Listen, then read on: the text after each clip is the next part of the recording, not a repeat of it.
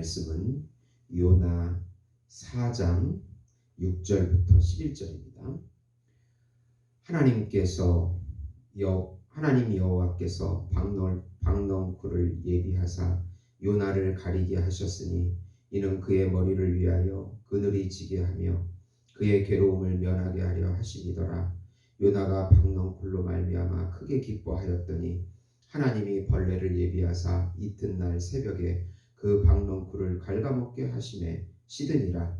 해가 뜰 때에 하나님이 뜨거운 동풍을 예비하셨고 해는 요나의 머리에 쪼임에 요나가 혼미하여 스스로 죽기를 구하여 이르되 사는 것보다 죽는 것이 내게 나으니이다 하니라. 하나님이 요나에게 이르시되 내가 이 박넝쿨로 말미암아 성내는 것이 어찌 옳으냐 하시니 그가 대답하되 내가 성내어 죽기까지 할지라도 옳으니이다 하니라. 여호와께서 이르시되 내가 수고도 아니하였고 재배도 아니하였고 하룻밤에 났다가 하룻밤에 말라버린 이 박넝쿨을 아꼈거든. 하물며 이 큰 성읍 니느웨에는 좌우를 분별하지 못하는 자가 12만 명이요 가축도 많이 있나니 내가 어찌 아끼지 아니하겠느냐 하시니라. 아멘. 오늘 말씀은 하나님의 은혜와 사랑이 요나가 미워하는 니느웨 백성에게도 비춰주고 있음을, 또 하나님의 사랑임을 가르치고 있는 내용입니다. 사랑하는 성도 여러분, 복음은 기쁜 소식입니다. 왜 복음이 우리에게 기쁜 소식이 됩니까? 하나님이시고 하나님의 아들이시고 우주적인 중보자이시고 우주적인 메시아이시고 우주적인 왕, 또 우주적인 어린 양, 우주적인 참인간이신 예수님을 통해서 선악과 사건으로 관계가 깨어져 버린 그 관계를 다시 회복시켜 주시고 예수님의 형상과 모양을 닮게 해 주신다는 소식이기 때문에 기쁜 소식입니다. 선악과 사건으로 죄와 사망의 종이 되어버렸는데 해방시켜 주시고, 세상의 종에서 또 해방시켜 주시고, 사단의 종에서 해방시켜 주시고, 율법의 종에서 해방시켜 주시고, 자기 자신의 종에서 해방시켜 주셔서 의의 종 예수님의 자녀가 된다는 소식이기 때문에 기쁜 소식입니다. 예수님이 주시는 천상적 생명과 천상적 안식과 천상적 평강과 천상적 사랑과 천상적 기쁨과 천상적 기업을 지금 여기서부터 누리게 해 주신다는 소식이기 때문에 기쁜 소식입니다. 예수님의 영과 예수님의 말씀과 예수님의 살과 피와 예수님의 이름으로 우리 안에 임재하셔서 우리와 같이 살아주시고 동행해 주시고 인도해 주신다는 소식입니다. 예수님께서 우리의 전부가 되어 주신다는 소식입니다. 천상적 묵상을 통해서 지금 여기서부터 마음껏 예수님이 전부이심을 누리게 해주신다는 소식입니다. 이 기쁜 소식을 믿음으로 마음껏 누리시는 우리 성도 여러분이 되시기를 예수님의 이름으로 축원드립니다. 우선 요나는 하나님께서 결국 니느웨를 심판하지 않자 이기적인 분노를 표출합니다. 요나가 화난 이유는 결국 니느웨를 심판하지 않는 하나님의 은혜와 사랑 때문입니다. 요나는 버림받은 이방인들을 하나님이 심판해 주실 것을 기대하고 있었습니다. 더구나 이스라엘을 집요하게 괴롭히는 그들을 하나님께서는 빨리 심판해 주기를 기대했습니다. 그러나 정반대의 상황이 되자 그들을 향한 하나님의 은혜와 사랑에 대해서 분노합니다. 그럴 줄 알았다는 것입니다. 그들을 구원할 줄 알았다는 것입니다. 그래서 자기는 다시스로 도망갔다고 변명합니다. 결국 요나는 니느웨가 구원받는 것이 싫은 것입니다. 우리가 매 순간 어떻게 보면 이런 하나님의 생각과 우리 생각의 차이를 경험하고 있습니다. 하나님의 생각은 우리의 생각보다 깊고 넓습니다. 하나님의 생각과 주권에, 절대 주권에 우리 생각을 맞추는 것이 신앙 훈련이라고 볼 수 있겠습니다. 두 번째로 요나에게 심한 더위를 이길 박넝쿨을 준비시켜 마르게 하심으로 하나님의 절대 주권과 사랑을 가르치십니다. 요나는 더운 날씨에 초막을 지어 하나님께서 니느웨 백성을 다시 심판하는지 끝까지 보고자 했습니다. 그러나 하나님은 박넝쿨을 자라게 하시어 초막을 덮게 하고 요나를 아주 시원하게 해주셨습니다.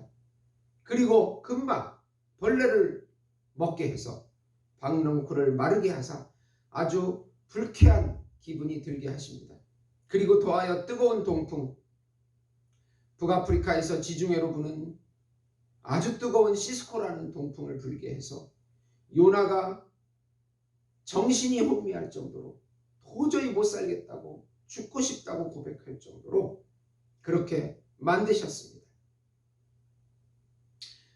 세 번째로 하나님은 요나에게 박넝쿨의 은혜를 깨닫게 하심으로 하나님의 입장에서 12만 명의 이방인과 그들의 가축을 아주 중요하다는 것을 깨닫게 하십니다.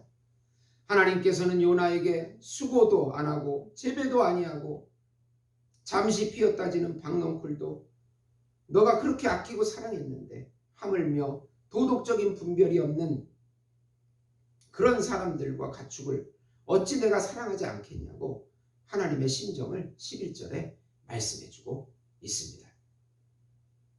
하나님은 요나의 이기적인 민족 우월주의를 우회적으로 비판하신 것입니다.